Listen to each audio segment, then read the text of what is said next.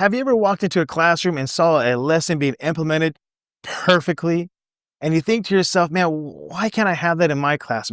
And what are they and what are they doing differently? And more importantly, can I learn to do that? Well, that is the purpose of this video. I want to give you the tips, the tricks, so that way you can teach like a pro. I'm going to give you the strategic formula to make that happen. But in addition to that, I'm gonna give you 2 additional things that's gonna take it to the next level. So the key to implementing the lesson well is this. It is called chunking. Chunking, kind of weird term, chunking, right? It sounds real simple, chunking, but it's chunking the information.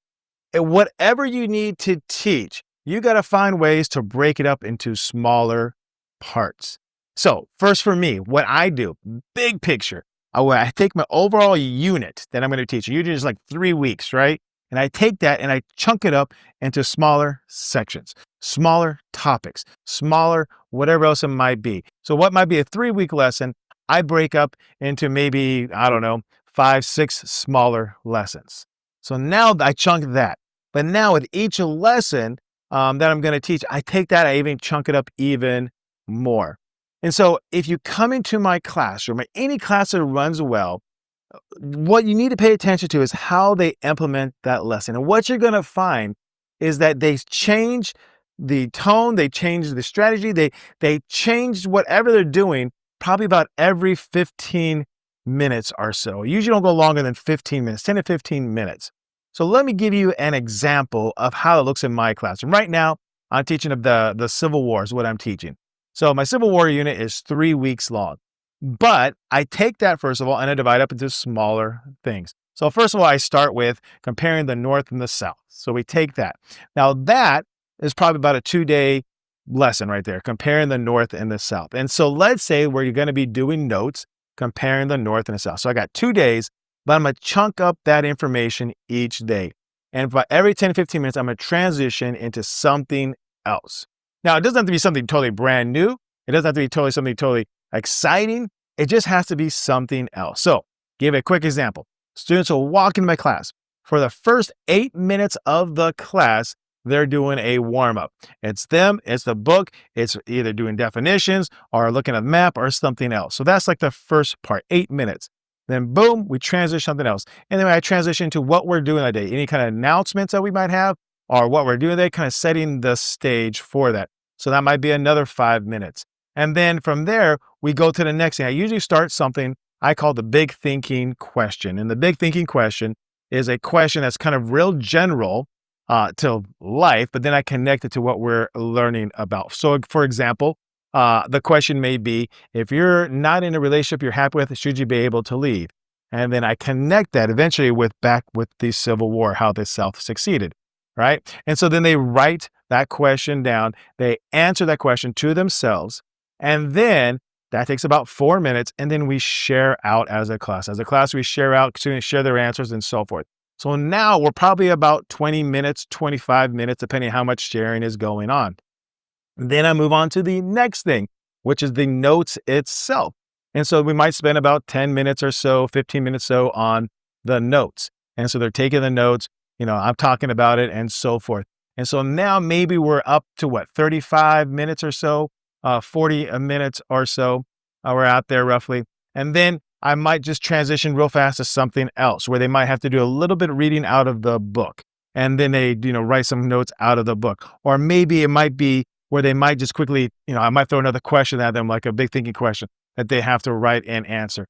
And so that takes another 5 minutes. And then the last bit of the class, the last 5 minutes of class, 15 minutes of class, depending upon what day it is, they might have to write a summary. But you see how it goes from one thing to the other thing. Now, I'm still focused on the overall topic, which is the Civil War, and comparing the North and the South, but we're moving from one thing to the other thing. And so that is what chunking is all about. And so if you're able to do that efficiently, and you're able to have smooth transitions, and if there's something that they're going to work on individually, or something they're going to work on as a group, or something they're going to work on by themselves, there's something called, it's called gradual release is what it's called. It's where it's called I do, like I might show them something, then we do it together, and then you do. So if I'm teaching a new skill, for example, how to read a map, if I'm teaching them how to read a map, it starts with me first. I will show them how to read a map, what I would look for in a map, the key, the title, the legends and the directions and all that compass. And then I do a couple of examples that way. And then the next thing I might do is all right, guys, let's do it together. Go ahead to this page and go ahead and write the questions and answer the questions that have to do with the geography. And then the last part is you do. All right, now you do it on your own. So if you incorporate those two things together, the gradual release, when it's applicable, of course, and then you also do the chunking, and you're able to have smooth transitions. And the other thing that facilitates this, oh man, this works so great to facilitate. The other thing that facilitates this is a timer. If you have a timer going in between the different transitions, in between the time to work individually or so forth, you're going to even see more success. So that is how you teach like a pro. But I promise you 2 more tips. So here they are. Tip number 1 is find your rhythm. Each of us has our own rhythm, and your class is going to develop its own rhythm. And rhythm doesn't necessarily, maybe not speed, but rhythm is kind of just the flow of how things go. And you know it because when you're in class and you feel the rhythm going, things are flowing naturally, things are flowing well, transitions are smooth. That is your rhythm. I mean, I like to think of it like a dance. I really do.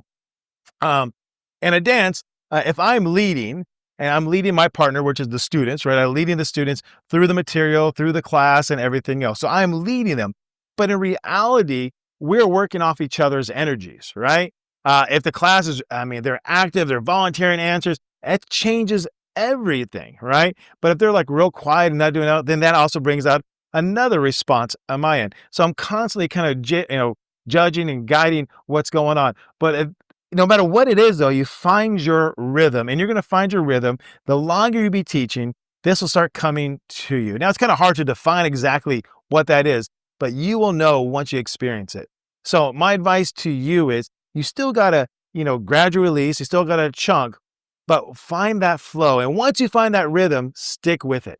Stick with it. Whatever you're doing in the class, stay with it. And then you're gradually going to add in other things, but find that rhythm. And once you do, things go so much smoother. And the second part is this: in order to find your rhythm, in order to find out what works, what doesn't work, you want to keep track of it. If you're a new teacher, 2nd, 3rd, 4th year teacher, and I still do this, I've been teaching 20 something years, and I keep a track of what works and what doesn't work, you're going to find yourself not having to recreate the wheel every single time. So, life is overwhelming. Schoolwork's overwhelming. You get to the end of the day and you're just wiped out. I know that. But if you could just muster up another 5 minutes, 10 minutes to reflect upon the day, take some notes down, it's going to pay dividends in the long run.